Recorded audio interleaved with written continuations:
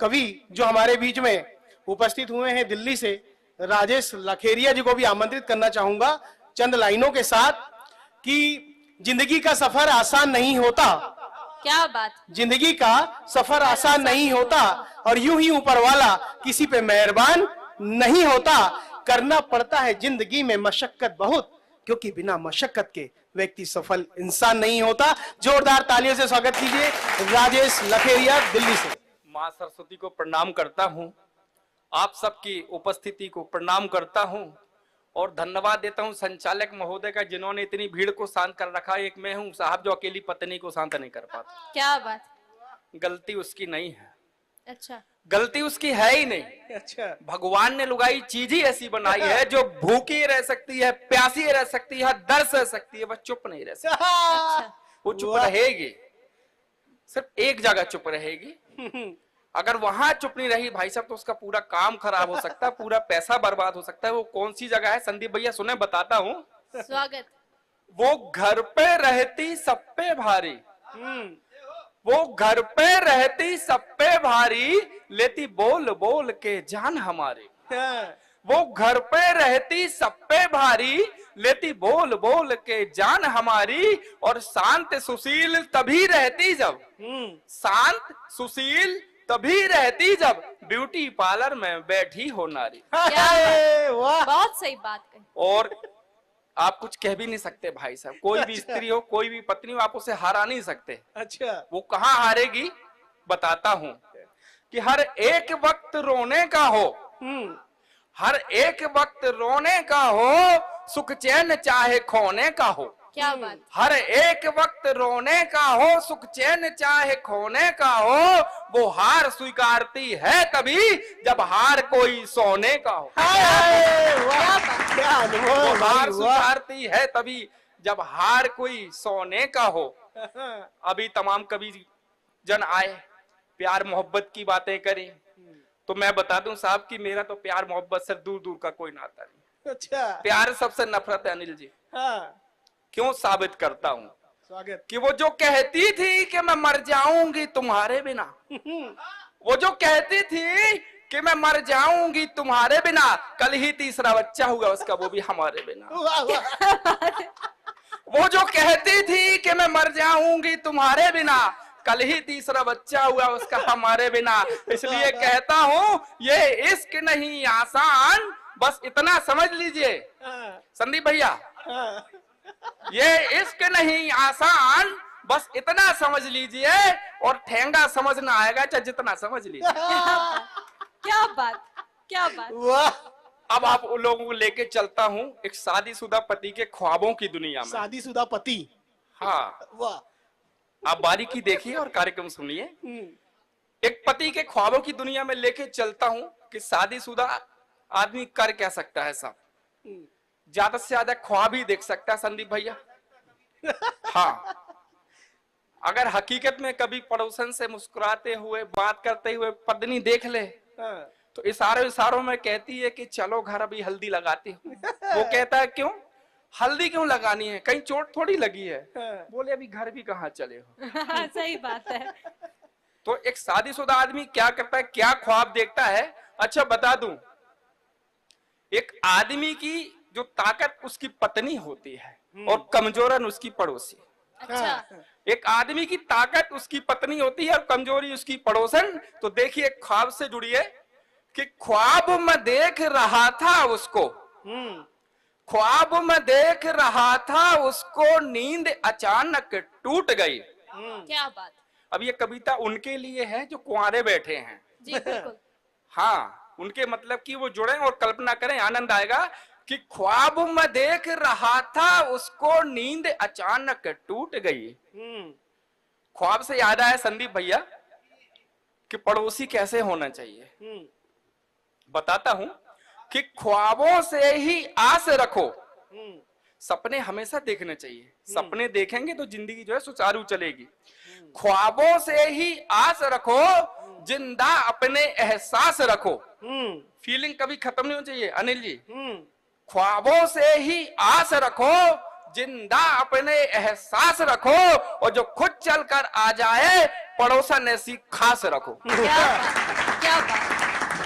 कि वाह। ख्वाब में देख रहा था उसको नींद अचानक टूट गई, सपनों की हसीन दुनिया मेरी फिर वहीं पर छूट गई। वाह। क्या बात। आगे देखिएगा क्या देखता है कि धीरे से था बुलाया मुझको, धीरे से था बुलाया मुझको, प्यार से फिर सहलाया मुझको।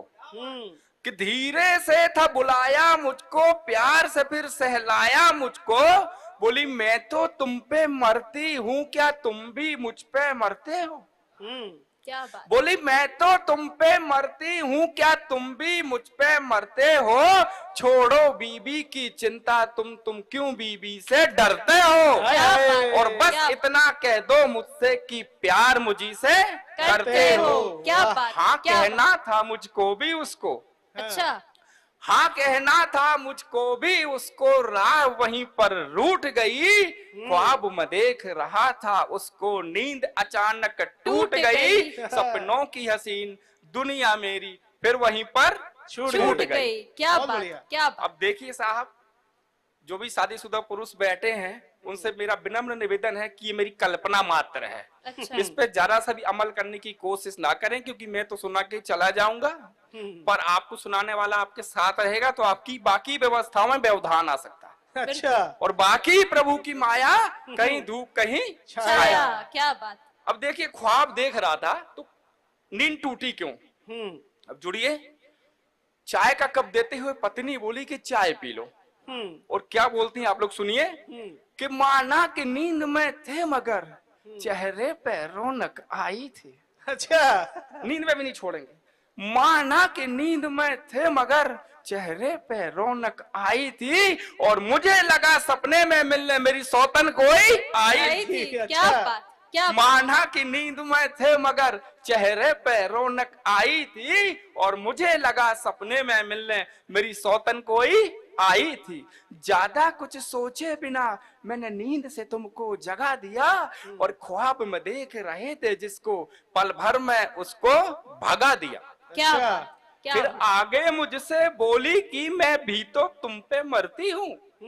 संदीप भैया, फिर आगे मुझसे बोली कि मैं भी तो तुम पे मरती हूँ, किसी और में तुम ना खो जाओ, बस इतना सा डरती। और कोशिश कर लो चाहे जितनी, धोखा तुम्हें ना देने दूंगी। कोशिश कर लो चाहे जितनी, धोखा तुम्हें ना देने दूंगी। ख्वाब में भी तुम चाहो पर किसी और का मैं ना होने दूंगी। वाह। क्या बात। मैंने भी यही बस चाहा है, मैंने भी यही बस चाहा है कि मैं ही बनी परछाई रहूं। ख्वाब हो या हो हकीकत, तन मन में मैं ही छाई रहूं। क्या तो बात। नींद टूटी नहीं अनिल जी, नींद टूटी नहीं, तुड़ाई गई। दुनिया छूटी नहीं, छुड़ाई गई। चाय के बहाने से पत्नी मेरे सपनों की दुनिया लूट गई। ख्वाब में देख रहा था उसको, नींद अचानक टूट गई। सपनों की हसीन दुनिया मेरी फिर वहीं पर छूट गई। क्या बात। और अगर क्या किसी को बात। करना है इस तरह का तो अनुभव के साथ करें, जैसे हमारे संदीप भैया। अच्छा। एक दिन मैंने पूछ लिया, हाँ। मैंने कहा संदीप भैया एक बात बताइए, प्यार शादी से पहले करना चाहिए बाद में करना चाहिए? अच्छा। अनुभव। संदीप भैया बोले ऐसा है। मैंने बोला संदीप भैया प्यार शादी से पहले करना चाहिए बाद में करना चाहिए? संदीप भैया बोले गुरु ऐसा है, कभी भी कर लो, बस बीवी को पता नहीं चलना चाहिए। आय हाय। क्या बात। वाह। ये हमारे अनिल क्या जी, अनुभव है भाई। अनिल सोनी जी सबकी तारीफ करते हैं, अच्छा। इनकी भी सुने भाई साहब, किस प्रवृत्ति के इंसान हैं। अच्छा। अनिल स्वागत जी स्वागत स्वागत कि स्वागत। बातें माँ बाप की झूठी, अनिल जी की बता रहा हूँ, बातें माँ बाप की झूठी बीबी की सच्ची लगती हैं। अच्छा।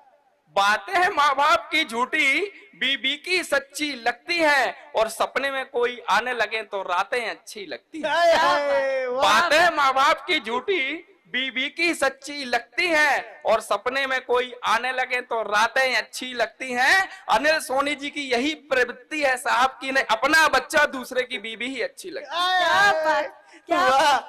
क्या बात। अपना बच्चा और दूसरे की बीबी ही वो अच्छी हाँ भी लगती कर है। रहे हैं। हाँ भी कर रहे हैं। हाँ, अरे वो मान रहे हैं। एक और है इनकी, और सुनिए कि मैडम जी प्रोग्राम देख रही हैं, थोड़ा संभल के। हर आज अनिल जी सुनिए, स्वागत स्वागत। हाँ, अभी आपकी तारीफ खत्म नहीं हुई अच्छा। कि हर आदमी की यही कहानी, हाँ, हर आदमी की यही कहानी, बीते चाहे जैसे जिंदगानी, हाँ। हर आदमी की यही कहानी, बीते चाहे जैसे जिंदगानी, और खुद की बीबी है खिचड़ी लगती, दूसरे की लगती है बिरयानी।